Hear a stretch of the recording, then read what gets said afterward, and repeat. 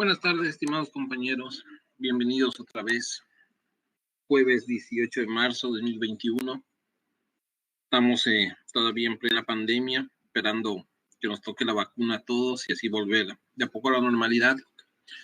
Nos habíamos quedado dentro de la presentación de salud pública en cuáles son las funciones esenciales de la salud pública. No se olviden que esencial viene de principal.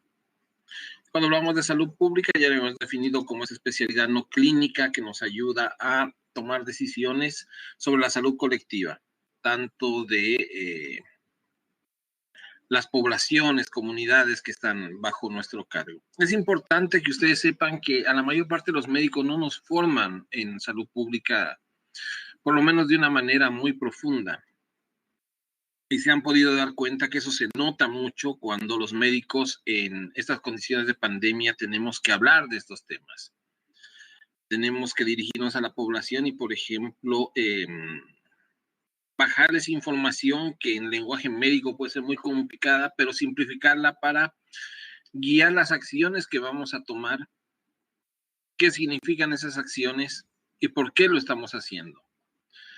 Muchos de ustedes va a ser la última vez que vean salud pública durante su formación médica. Algunos harán alguna maestría, algún posgrado, pero los que se dedican a la medicina clínica muy pocas veces ven a la salud pública desde una perspectiva global, sino ven a la medicina en sí como algo muy individual. El cirujano que opera un paciente, un órgano en especial, el neumólogo que ve los pulmones, el gastroenterólogo que ve el tubo digestivo, y algunos sí hacen investigación utilizando esta base de salud pública que tienen, pero tienen que reaprenderla. No es que sale muy fijada una vez que uno termina la facultad. Volviendo a las funciones esenciales de salud pública, son procesos y movimientos que permiten un mejor desempeño en la gestión de la salud pública.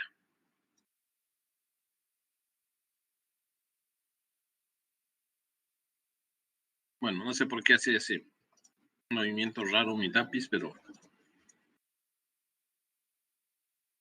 funciones esenciales de la salud pública, mejor desempeño de la gestión de salud pública. La importancia estratégica de las funciones esenciales de salud pública, como ser la vigilancia. Cuando hablamos de vigilancia, estamos hablando de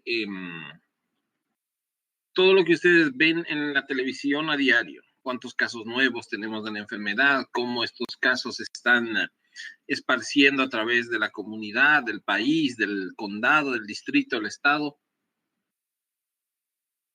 ¿Qué nuevas enfermedades podemos encontrar? En el caso de Paraguay estamos teniendo tanto dengue, que suele tener una aparición por esta época, y también COVID. También vemos que se realiza monitoreo, en el sentido de que vamos monitorizando no solamente a esta enfermedad, sino a muchas otras en simultáneo. Claro que actualmente la estrella, la que está bajo los reflectores y cubierta todos los días, es el virus SARS-CoV-2 y la COVID-19. Y promoción de la salud, ¿verdad? Que es un punto no muy publicitado, a la gente no le importa mucho mantener su salud, requiere a veces un esfuerzo que da pereza, comer bien, hacer ejercicio, no termina siendo para todos. No fumar, el médico prohibiendo cosas, evitar el alcohol en consumo abusivo, evitar las frituras, hacer más actividad física, evitar el sedentarismo, vacunarse, ¿verdad? Pareciera que es algo que termina no siendo muy atractivo. Estas funciones esenciales de la salud pública radica en la generación por parte del sistema de salud de una respuesta efectiva, eficiente, estas cosas ya las hemos estudiado en las diapositivas, y de calidad a intereses colectivos en materia de salud. Ustedes pueden juzgar cada uno que hizo salud en su respectivo país, en su respectivo estado, cómo se maneja la salud pública en los lugares donde ustedes están viviendo, hacer una comparación con lo que ven en otros países. Tienen la suerte de estar en dos países en simultáneo, recibiendo información y viendo datos.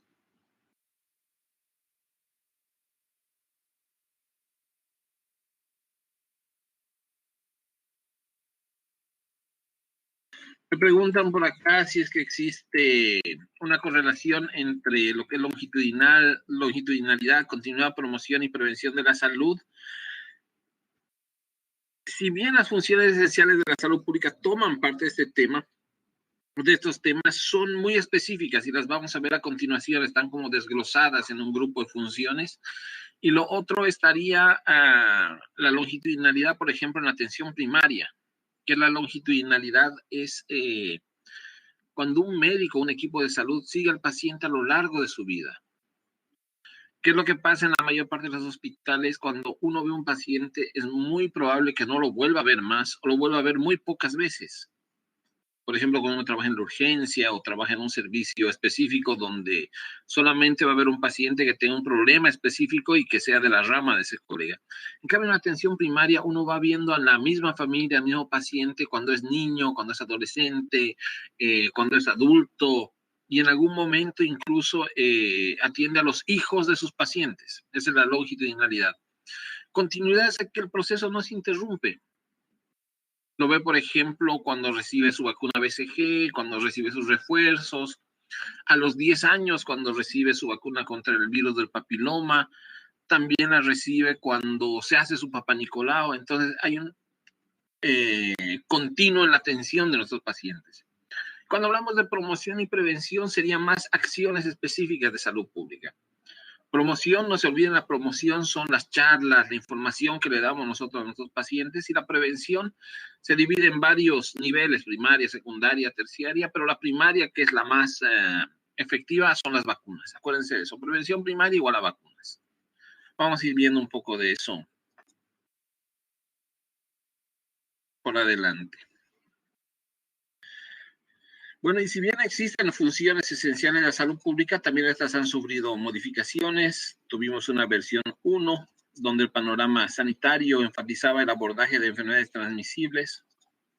No se olviden que a medida que un país cambia de un país en vías de desarrollo a un país desarrollado, también cambia sus enfermedades, cambian de un patrón de enfermedades netamente transmisibles a un patrón de enfermedades crónicas no transmisibles. Esto le llamamos nosotros una transición epidemiológica, y muchas veces nos pilla ahí por el medio a nosotros, ¿verdad? No estamos todavía acá, vamos por acá. Tenemos todavía un poco de enfermedades transmisibles que conviven también con estas crónicas no transmisibles. Entonces, lo que hacen que los países tengan una doble carga de enfermedades y tengamos que gastar dinero tanto en un grupo como en otros. Me preguntan algo sobre el PRONASIDA. El PRONASIDA es un programa nacional de VIH y SIDA. Sería como un departamento dentro de lo que es el Ministerio de Salud, que se ocupa de varios espectros de los pacientes que viven con el virus del VIH. Entra también promoción de la salud, ¿verdad? Promoción en VIH sería decirles a los pacientes que utilicen preservativos, si van a tener relaciones sexuales, especialmente si son de riesgo, que eviten la promiscuidad, tener un énfasis especial en los pacientes homosexuales. Si un paciente ya tiene VIH, que tome sus medicamentos. Y cuando entramos en prevención, aquí entra la quimioprofilaxis, por ejemplo. Hay un estudio muy interesante donde a 2 grupos de pacientes que no eran VIH positivos, pero sí tenían como pareja un paciente VIH positivo, se les da antirretrovirales. Y también a los 2 grupos se les da consejos sobre uso de preservativos y toda la parafernalia que va alrededor de esto. El grupo que tomaba los antirretrovirales en el largo de varios años se infectó mucho menos que el grupo que no. Entonces también es una medida de prevención de la salud a través de la ingesta de medicamentos, aun cuando el paciente no tiene la enfermedad, pero está en riesgo de contraerla. ¿Me entienden? Enseguida vamos a ver todos esos niveles de prevención. Y después pasamos a las funciones esenciales de la salud pública 2. Acentúa las funciones esenciales para evitar retrocesos en los logros de las condiciones de salud. en la reducción de carga de enfermedades cardiovasculares prevenibles, también en crónicas como el cáncer, diabetes e hipertensión. Entonces vean cómo también la salud pública tuvo esta transformación, esta migración. Evitar retroceder en condiciones de la salud, reducción de carga de enfermedades, especialmente cardiovasculares prevenibles, cáncer, diabetes e hipertensión. Pero nuevamente les repito que estas patologías en países como los nuestros conviven, están las dos, una doble carga de patologías.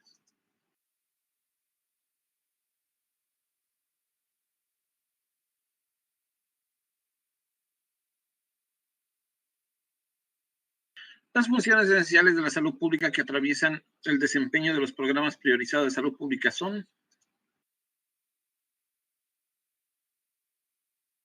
seguimiento, evaluación y análisis de la situación en salud. Y obviamente esto puede tener un tiempo grande, por ejemplo, un año, por ejemplo, una década, o tiempos más cortos, semestrales, trimestrales, etcétera, y en un ámbito geográfico y poblacional diverso. Se puede hacer por distritos, se puede hacer por departamentos, se puede hacer por estados, se puede hacer incluso entre países. Y esto nos lleva a la evaluación de la situación y las tendencias de salud del país y de sus factores determinantes, con atención a las desigualdades existentes entre los distintos grupos. Manejar estadísticas vitales, ya lo habíamos visto esto en indicadores básicos de salud, y de la situación de grupos de riesgo, generación de información para la evaluación de desempeño de los servicios. Con el paso de nueva tecnología, esto se ha hecho un poco más dinámico, un poco más fidedigno. Ahora por lo menos tenemos una mediana certeza de cuánta gente nace, cuánta gente se muere, podemos saber de qué se enferma cierto grupo y como les mostré en el anterior recurso que teníamos de la carga mundial de enfermedades, jugar entre comillas con los datos y buscar datos que sean más precisos o exactos.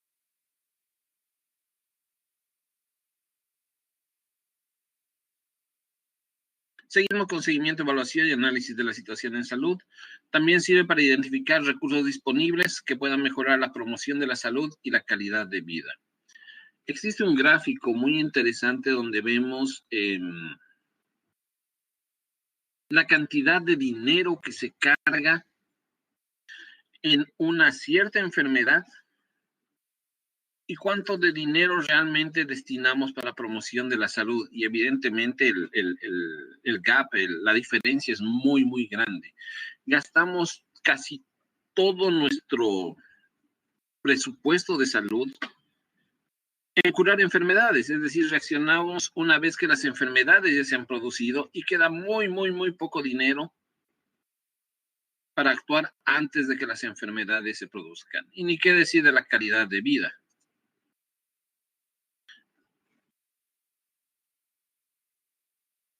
Les quería preguntar, ¿tuvieron algún problema para descargar el libro que les había pasado?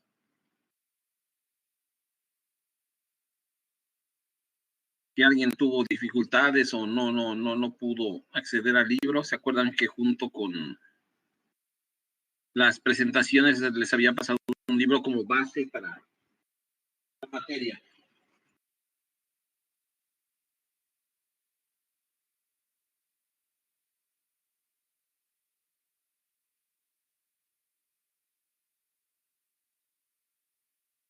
A ver, ahí me dicen que no pueden, no consiguieron.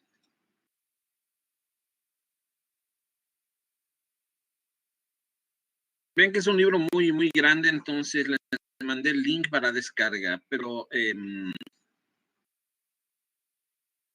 les voy a mostrar, es un libro que yo tengo la última edición, pero es un libro que compré en Kindle. Entonces tiene su costo. Pueden comprarlo los que tengan la plataforma y tengan los recursos, pero hay una versión previa que pueden buscar en internet que está descargable y sin problema pueden hacerlo. Pues es más fácil pasarles en el pendrive y de ahí van repartiendo, pero no tengo. Les voy a proyectar un poco el libro para que lo conozcan. Y el gráfico al que hago mención.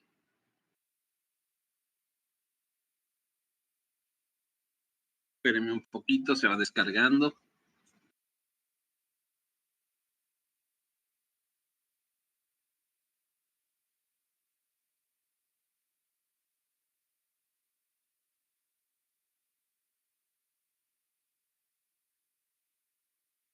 Ahí creo que les compartí mi pantalla.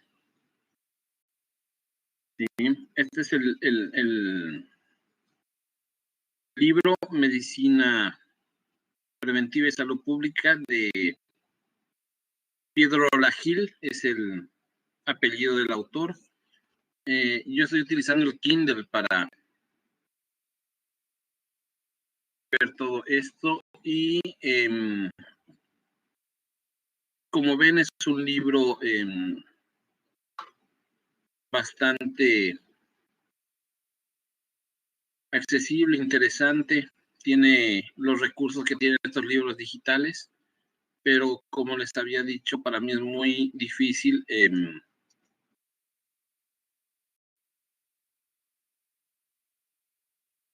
poder pasarles el libro porque está en un formato de compra, ¿verdad? Tiene que pagarse para poder tener esta 12ª edición. La 11ª sí está en PDF y voy a ver cómo se los puedo hacer llegar. Voy a avanzar un poco en el libro.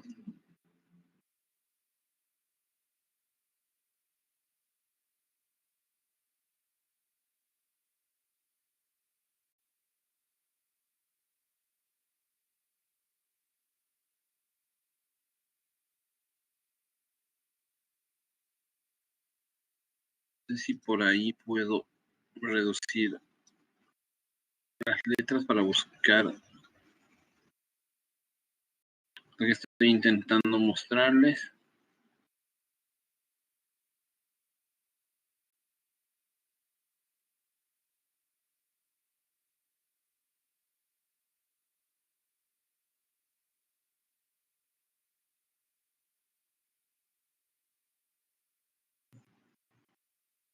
Creo que es este el gráfico.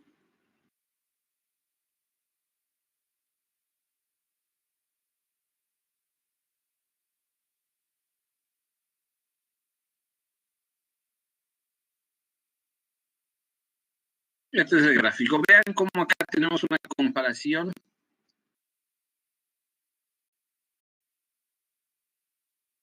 entre la distribución de la mortalidad según el modelo epidemiológico y la distribución de los gastos federales en el sector de Estados Unidos en el periodo 1974-1978.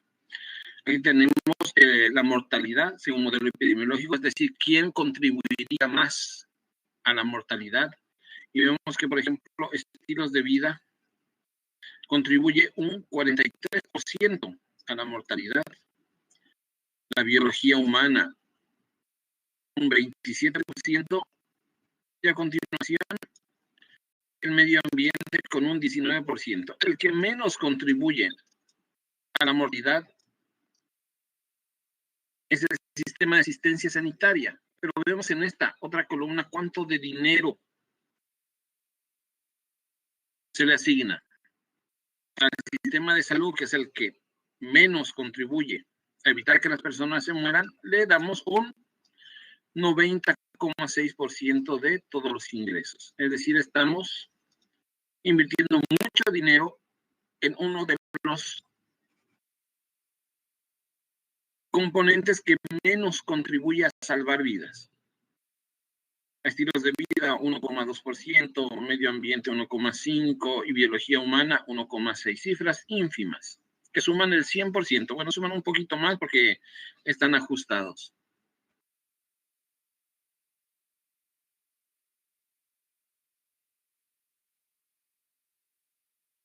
Voy a dejar de compartir la pantalla.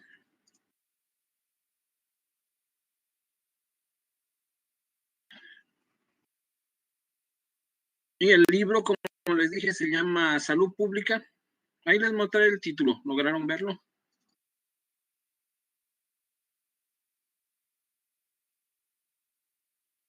Les vuelvo a pasar entonces el título.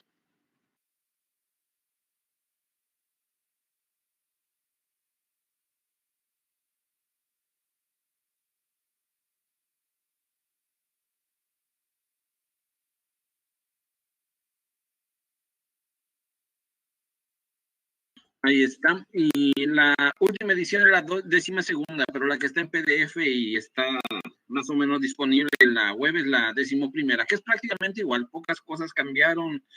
Lo único que tiene un poco de nuevo este libro es algo de la pandemia, entonces no hay demasiado cambio.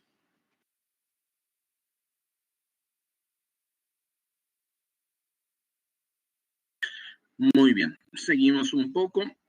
También la salud pública, dentro de sus funciones, tiene el desarrollo de tecnología para el manejo y difusión de información. Si ustedes miran hacia el pasado, cómo se hacía antes la difusión de información en papel, ¿verdad? Todo en papel o en pizarra, los datos se perdían, eran muy poco prácticos para ver, aburrían. Entonces ahora las tecnologías para el manejo y difusión de información se van haciendo cada vez más atractivas, más adecuadas para el ojo humano.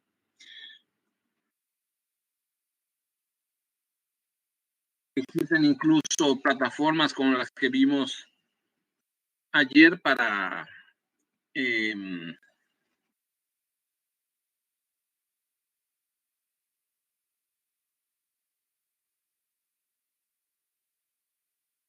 poner los datos de una forma animada, que puedan ser más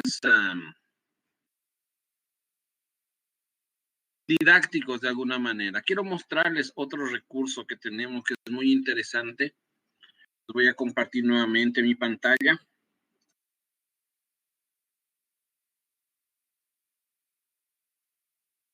Este es el Gapminder, ¿sí? Esta página nos sirve para ver datos sobre mapas, ingresos, tendencias, algunos rankings. Hay algunos videos incluso sobre cuántas personas ricas hay y cuántas pobres. Cómo esto de los número de hijos por mujeres fue cambiando en el mundo. Y tenemos, por ejemplo, acá un gráfico donde tenemos en estas coordenadas los ingresos, es decir, cuánto de dinero tiene cada persona, y acá tenemos la expectativa de vida. Este podemos cambiar por otro tipo de indicadores, infraestructura, población, sociedad, trabajo, qué sé yo. Expectativa de vida hasta los 90 años y la cantidad de recursos. Esta hace referencia a dólares internacionales por año que recibiría una persona. Que hay 500, 1000, 2000, 4000, 8000, 16000, 32000, 64000. Y cada pelotita corresponde a un continente y a un país. Por ejemplo, asumo que esta pelotita grande es Estados Unidos. Esta otra grande seguro es Brasil. Estas pequeñitas son, por ejemplo, Venezuela. Acá está Colombia, Perú, Argentina, México, Chile, Panamá, Cuba, Nicaragua, Honduras, Paraguay está acá. Y estas pelotitas más grandes son los que obviamente tienen mayor población. China, enorme China. India, casi del mismo tamaño, enorme India. Y que vean Estados Unidos en población es mucho más pequeño. Acá tenemos más arriba a Japón, que tiene, para ser tan pequeño, una población interesante. Y si nosotros le damos play, vemos cómo tenemos una línea de tiempo, cómo fue cambiando esto en los años 30, 40, 50 y cómo se van moviendo las pelotitas. Muy pobre India, China y la India, muy poco dinero, pero van a ver cómo de repente Estados Unidos siempre a la cabeza. Cuando vamos entrando a la década de los 50, 60, cómo van avanzando tanto en ingresos como en expectativa de vida. 90, 2000, cómo China se dispara. Y para el año 2020, todas las cosas son muy diferentes a como estaban pintados en la década de 1800 o siglo XVIII, si ustedes quieren. Son datos con los que pueden jugar, pueden seleccionar si quieren algunos países. Y ver a Brasil en solitario haciendo lo suyo. Vean cómo Brasil se mantenía estable, poco dinero, una expectativa de vida entre los 35 años. De repente llega a los 1900 y comienza a subir Brasil. Los 50, más dinero, más expectativa de vida. A más ingreso aumentan los años que viven las personas, se estanca por los años 2000 y se dispara algo hacia el 2020. El 2020 el ingreso es más o menos de $14,500 por cabeza y la expectativa de vida va alrededor de 76 años. Y obviamente tenemos algunos resultados, vamos a llamarle atípicos, por ejemplo, países que tienen una buena expectativa de vida, pero ganan relativamente poco dinero. Vemos acá Nicaragua, por ejemplo, tiene una expectativa de vida más o menos alta, con un ingreso que es prácticamente la mitad de lo que tiene Perú, que está prácticamente al mismo nivel. Pueden jugar con estos datos, son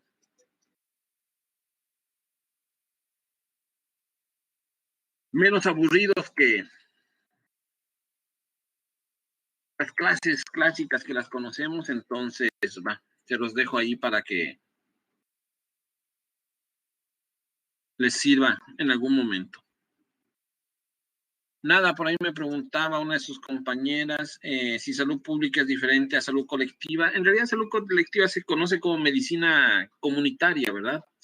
La medicina comunitaria es prácticamente una especialidad dentro de la medicina. Entonces, tendrían sus diferencias. La salud pública es como que más transversal a todas las otras especialidades y la medicina comunitaria es como que más específica. Tiene su campo de acción muy bien definido. También nos ayuda en la definición y desarrollo de mecanismos de evaluación de calidad. Aunque digan lo contrario, cada vez estamos pidiendo mejor lo que hacemos, esperando que en algún momento lleguemos a calidad en todos los ámbitos, que calidad es hacer las cosas correctas, correctamente, sin que nadie nos mire ni nos controle, eso es calidad. Y ojalá que en algún momento lleguemos a un desarrollo pleno de calidad, no solamente en la atención médica, sino también en la gestión. Una buena compra de medicamentos, insumos, compras inteligentes, que no se compre por demás ni tampoco menos de lo que se tiene que comprar. Entonces es muy importante llegar ahí. Otra de las funciones es la vigilancia de la salud pública y el control de riesgos y daños. Tener la capacidad para llevar a cabo la investigación y vigilancia de brotes epidémicos. Si yo les daba esta clase hace 2 años, lo hubieran visto mucho más aburrida de cómo la están viendo ahora. Porque en ese entonces no teníamos un ejemplo tan contundente como es la pandemia que estamos viviendo ahora. Y lo importante que es vigilar brotes epidémicos. Imagínense que si ese brote que se dio en el mercado de Wuhan se hubiera estudiado de forma adecuada, se hubiera intervenido de forma adecuada, tal vez estaríamos dando esta clase todos juntos en un aula de la UPAP, peleándonos con el proyector, qué sé yo, subiendo las escaleras hasta el último piso, peleándonos por estacionamiento ahí en la facultad. Pero este año nos enseña que esto que hacemos en salud pública es importante. Y que nos tiene que servir de experiencia porque este tipo de episodios se pueden repetir. Y si no aprendemos de los errores, vamos a volver a hacer lo mismo que hicimos hace 100 años. Que si la cloroquina, que si la colchicina, que si la aspirina, que si la ivermectina, que si el confinamiento, que si el tapaboca funciona, que no funciona, que es aéreo, que es por superficie, ¿me entienden?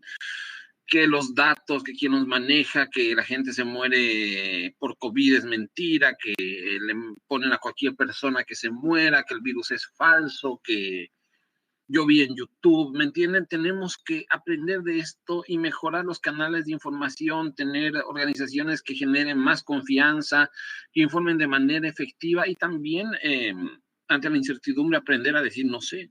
Hay cosas que no sabemos cómo se van a comportar porque son cosas nuevas, escenarios nuevos y va.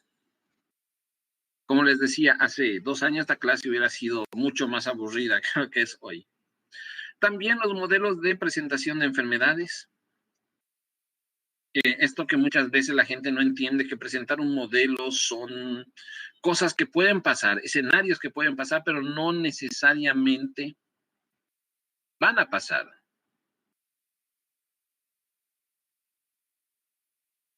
Existen algunos, por ejemplo, algunas proyecciones sobre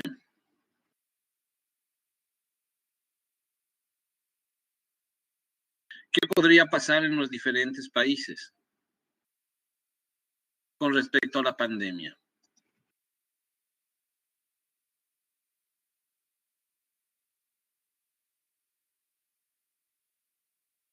Tenía un enlace por ahí interesante que si no lo encuentro ahora, te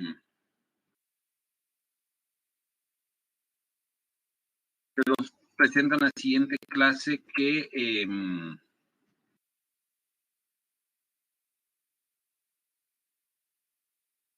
hacía referencia a ver estos modelos prácticos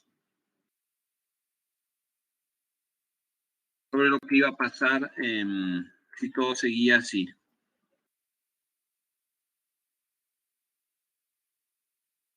Denme 2 segundos, lo encuentro y ya se los muestro.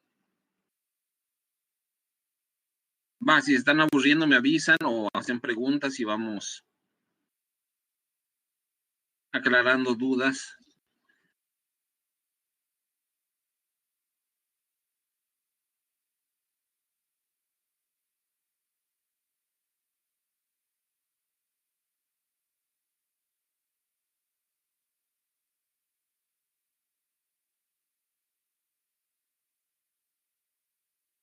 Denme 2 segundos y ya les muestro.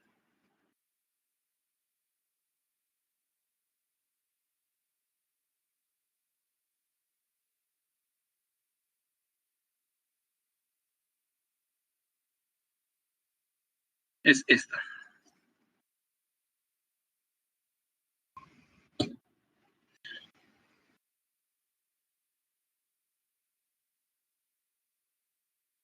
En la edición del 1 de enero del 2021, The American Journal of Medicine habla sobre el tratamiento precoz. Sí existe un tratamiento precoz. En realidad la palabra precoz no es la adecuada, un tratamiento oportuno. Lo que pasa en Paraguay, por ejemplo, es que muchas personas se quedan en la casa porque tienen miedo que en el hospital se vayan a morir, porque la gente se muere en el hospital, obvio que la gente se muere en el hospital, entonces retrasan su enfermedad. Un tratamiento oportuno, claro que está indicado, pero con medicamentos que obviamente funcionen o que estén indicados para cada fase de la enfermedad. Es un modelo de proyecciones, ¿sí? Vean cómo es la misma página que habíamos visto para los datos. Les paso ahí el enlace para que puedan revisarlo. Nos habla, por ejemplo, de Paraguay, las muertes y las proyecciones. Esta es la proyección, esta es la línea de proyección. Este es el peor escenario y este es el escenario si las personas utilizaran máscaras. Entonces, según las proyecciones, estamos hoy acá. En cuestión de muerte, las muertes van a ir aumentando, ¿sí? Si utilizamos máscaras, disminuirían, pero tampoco habla de que utilizar solo máscaras va a bajar per se o por sí sola la curva. Tenemos acá muertes diarias. Acá estamos hoy. Esta es la proyección que está en color morado. El peor escenario está por encima. ¿Y qué pasaría si utilizáramos las máscaras. Aquí tenemos otra proyección sobre el uso de recursos de hospitales. Habla sobre la necesidad de todos los recursos, sobre camas, todas las camas que están disponibles. Actualmente nuestras camas ya están siendo sobrepasadas, están instalando nuevas camas, y si esto sigue así, en algún momento podemos ver que a parte de nuestra población le va a faltar unidades de terapia intensiva. ¿Sí? Camas de terapia, infección diaria y tests. ¿Cómo estamos acá?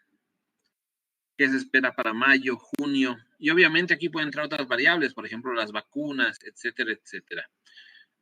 Denle una mirada, pueden verlo por países. Brasil tiene esta particularidad que podemos ver por estados.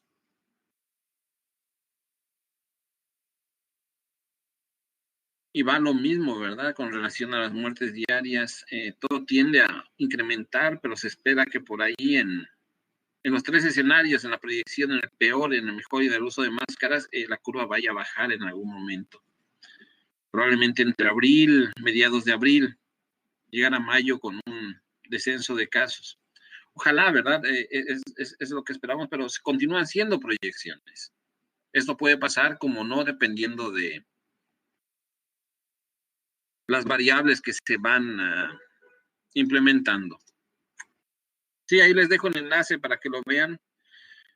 Y obviamente esto hacemos para enfermedades transmisibles y no transmisibles. Ahora las transmisibles son las que se llevan todos los aplausos y toda la atención porque el COVID está de moda y está por todo lado.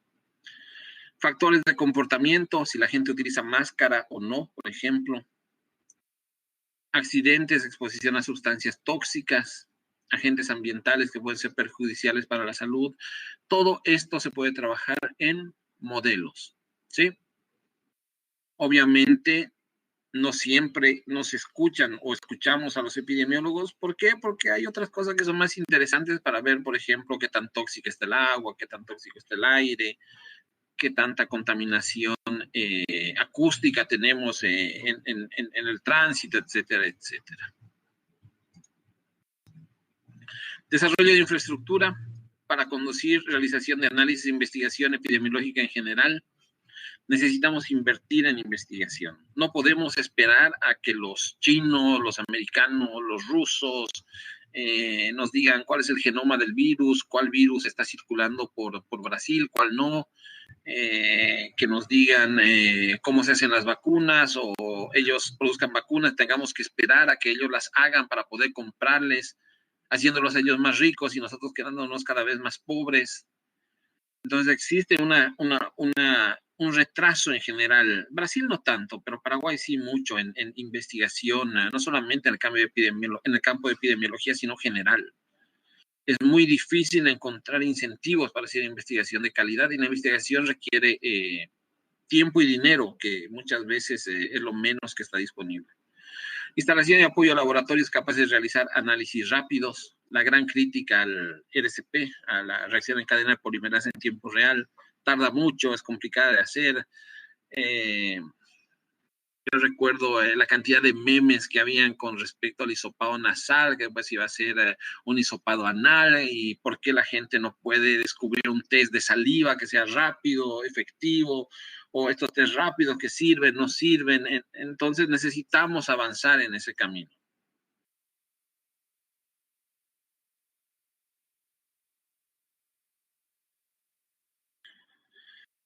Y bueno, si no hay incentivo para investigación, vamos a tener que consumir lo que investigan otros países. También procesar alto volumen de prueba para la identificación y control de nuevas amenazas. Ojo que estas diapositivas yo las recogí cuando estaba haciendo el posgrado en España, el posgrado en salud internacional. O sea, tiene más o menos 5 o 6 años con algunas modificaciones de antigüedad. Hace 5 o 6 años ya la epidemiología tenía claro qué teníamos que hacer, pero parece que cuando vino la pandemia nos agarró en pañales. Ojalá que termine la pandemia y le toque a nuestras siguientes generaciones un desafío de este tipo, pero no puede tomarnos igual de desprevenidos como ahora.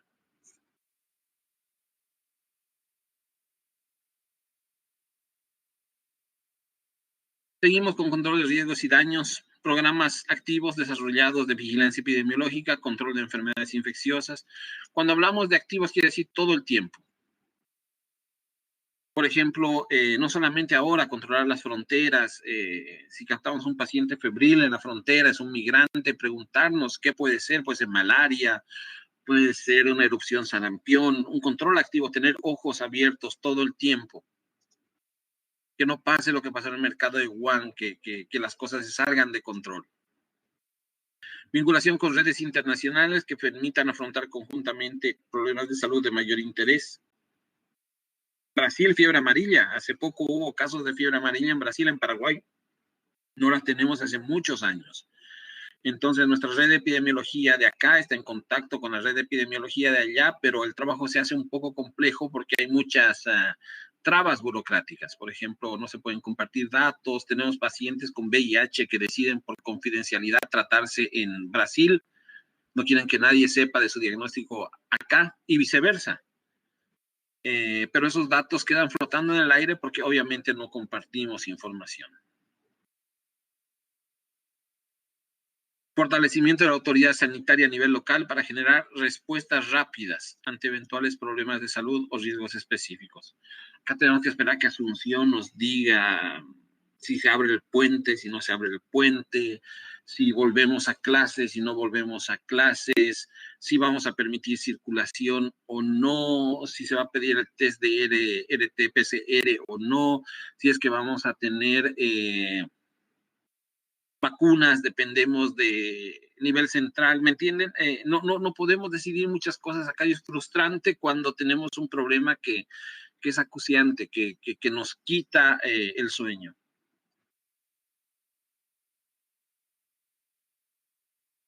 Bueno, creo que es mucho texto y no sé qué dicen si habríamos preguntas acá.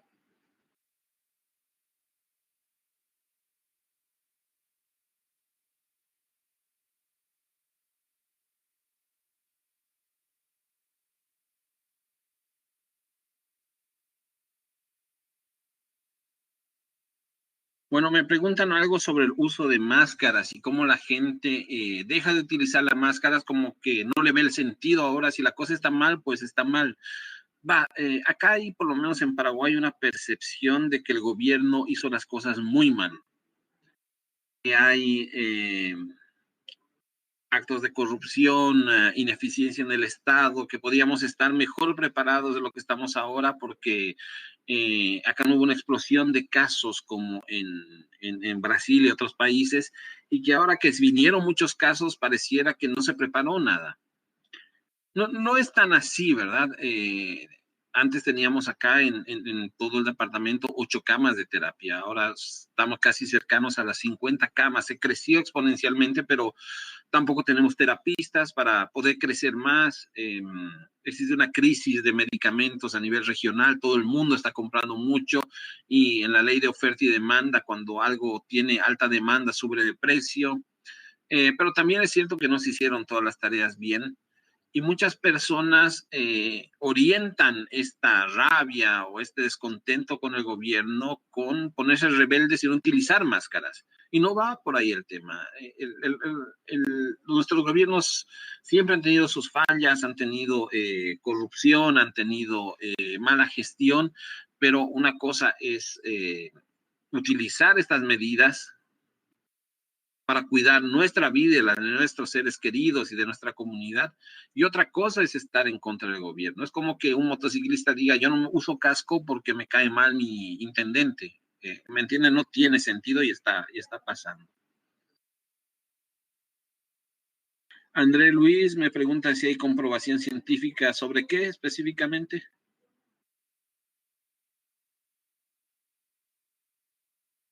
La mascarilla, sí, la mascarilla, dependiendo del material y el uso, puede disminuir hasta en un 50% la probabilidad de transmisión del virus. No es que termina deteniendo completamente al virus, pero disminuye hasta en un 50%.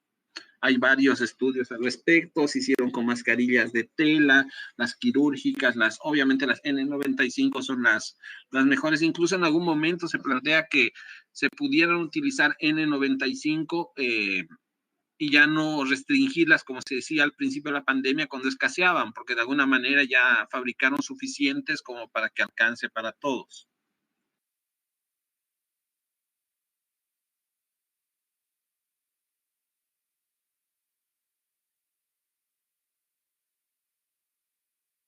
Es así, la mascarilla no es toda la protección, el lavado de manos es fundamental, no solamente para las enfermedades respiratorias, sino las gastrointestinales. Hemos visto como muchas enfermedades, incluida la influenza, no han tenido una circulación tan grande como en otros años, en otras gestiones. La distancia también, evitar lugares donde uno esté en contacto con muchas personas, y ojalá que queden a futuro. Antes era muy chistoso ver cómo en China, por ejemplo, la gente andaba con tapabocas. Si uno está tosiendo, tiene síntomas respiratorios, no le va a hacer nada ponerse un tapaboca y por lo menos, si es que no puede, quedarse en casa.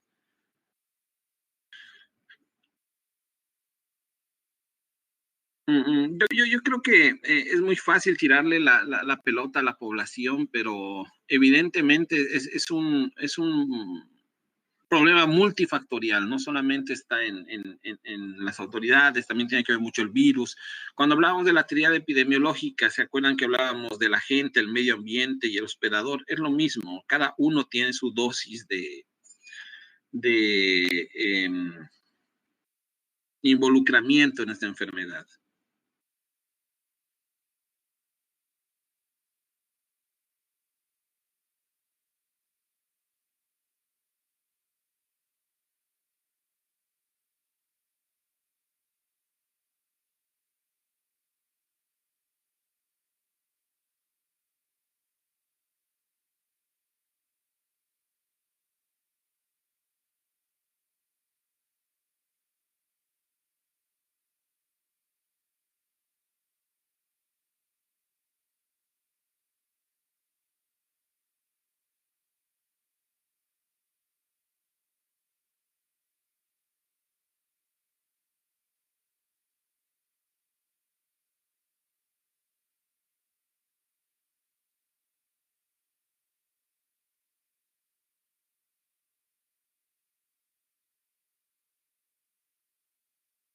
¿Cuánto tiempo mínimo de contacto para adquirir a alguien el virus?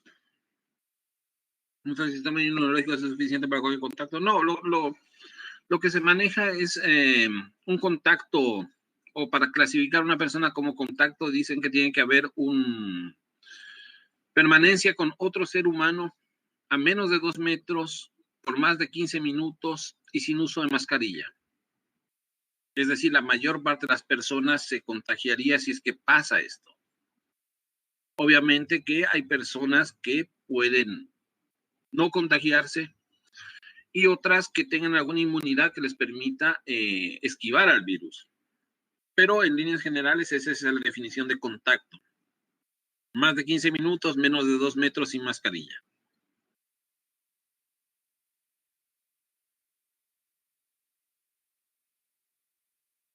Fuerzas, Rafael.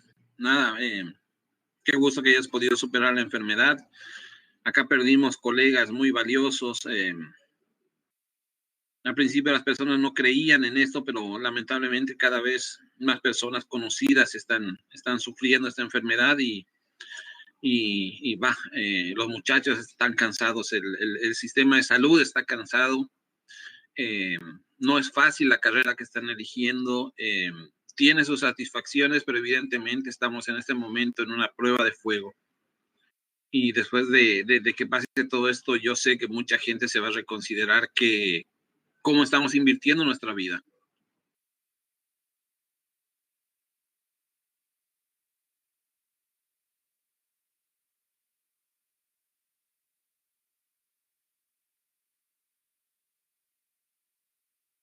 Depende de cada persona, Gesión. Hay personas que no se olviden por fisiología que hay una inmunidad natural, otra adquirida, las barreras,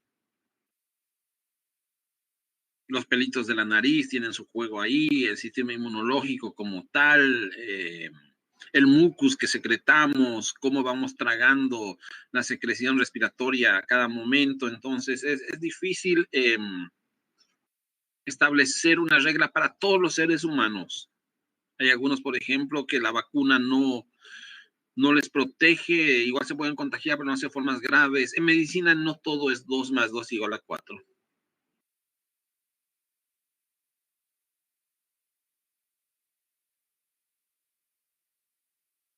Complicado, Rafael. Mucha fuerza y nada. Ha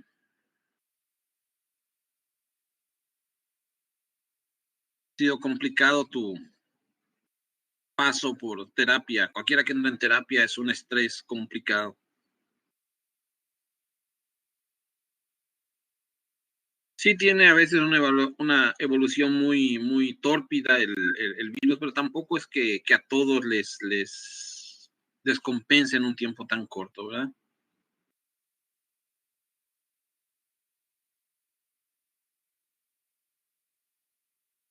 Fuerza, Vivian, nada, quedarte en casa, hacer tu hisopado. No se olviden que el 95% de los casos de COVID se van a resolver en la casa y con medicación sintomática.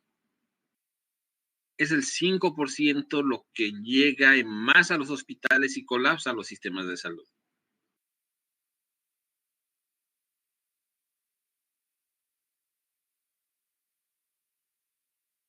A cuidarse, a seguirnos cuidando y nada, ya saben, a la orden por acá, si tienen alguna duda, alguna otra.